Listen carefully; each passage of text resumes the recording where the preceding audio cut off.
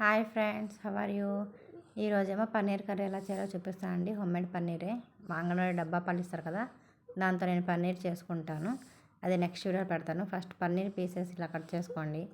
ఒక బౌల్లో ఉప్పు, కారం, పసుపు, ధనియాల పొడి ఇవన్నీ వేసుకొని బాగా మిక్స్ చేసుకొని ఆ పన్నీర్ పీసెస్ కూడా వేసుకొని పన్నీర్ పీసెస్ మనం మిక్స్ చేసిన పౌడర్ మొత్తం కలిసేలా కలుపుకోవాలి.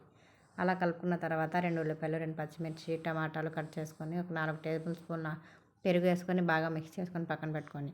ఇప్పుడు ఒక ప్యాన్ పెట్టుకొని 3-4 టేబుల్ స్పూన్ ఆయిల్ వేసుకొని పన్నీర్ పీసెస్ కూడా వేసుకున్న తర్వాత బాగా మిక్స్ చేసుకోవాలి. పన్నీర్ పీసెస్ పచ్చివాసన పోయే వరకు మిక్స్ చేసుకొని ఆ పన్నీర్ పీసెస్ తీసుకున్న తర్వాత 1 కప్ ఉల్లిపాయలు వేసుకొని ఆ ఉల్లిపాయలు కూడా బాగా మగ్గాక టమాటాలు వేసుకోవాలి. ఉల్లిపాయ టమాటాలు బాగా మగ్గాలి. బాగా మగ్గితేనే పచ్చివాసన రాకుండా టేస్టీగా ఉంటాయి. అలా మగ్గిన ఉల్లిపాయలు టమాటాలు తీసి మిక్సీ జార్లో వేసుకొని బాగా పేస్ట్ చేసుకోండి. ఫైన్గా బరగ కాకుండా మెత్తగా పేస్ట్గా చేసుకోవాలి. ఇప్పుడు మళ్ళీ ఒక 3 స్పూన్స్ ఆయిల్ వేసుకొని ఒక 1 స్పూన్ ఘీ వేసుకోండి. కావాలంటే మీరు బటర్ అయినా వేసుకోవచ్చు, నేను ఘీ యూస్ చేస్తాను.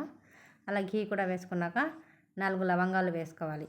4 లవంగాలు వేసుకున్న తర్వాత ఆ పేస్ట్ కూడా వేసుకొని బాగా కలిపి అల్లం వెల్లుల్లి పేస్ట్ వేసుకొని మొత్తం మళ్ళీ బాగా కలుపుకోవాలి.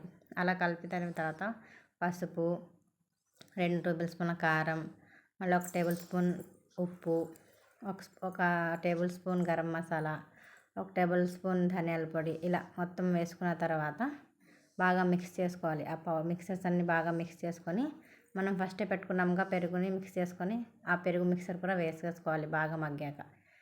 ఇక్కడ ఫ్రెష్ క్రీమ్ కూడా వేసుకోవచ్చు మీ దగ్గర ఉంటే, అవైలబుల్గా ఉంటే. లేకపోతే ఇలా పెరుగుని ఫస్టే మనం కలిపి పెట్టుకొని ఆ పెరుగు అందులో వేసుకొని బాగా మిక్స్ చేసుకోవాలి. స్మూత్గా రఫ్గా కాకుండా కవర్ చేసేసుకొని పెట్టుకొని ఒక 5 మినిట్స్ కుక్ చేసుకుంటే ఇలా ఆయిల్ సపరేట్ అయ్యింది. అప్పుడు కొన్ని వాటర్ వేసుకోవాలి. ఆ వాటర్ కూడా వేసుకున్న తర్వాత ఇలా ఉండాలి మిక్సర్. మీకు చూపిస్తున్నాను.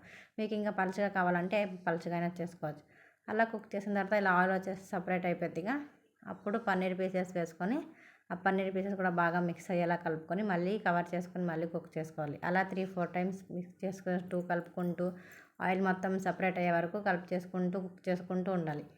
ఇప్పుడు లాస్ట్లో మెంతుల పొడి వేసుకున్నారనుకోండి, కొంచెం టేస్టీగా ఉంటాయి.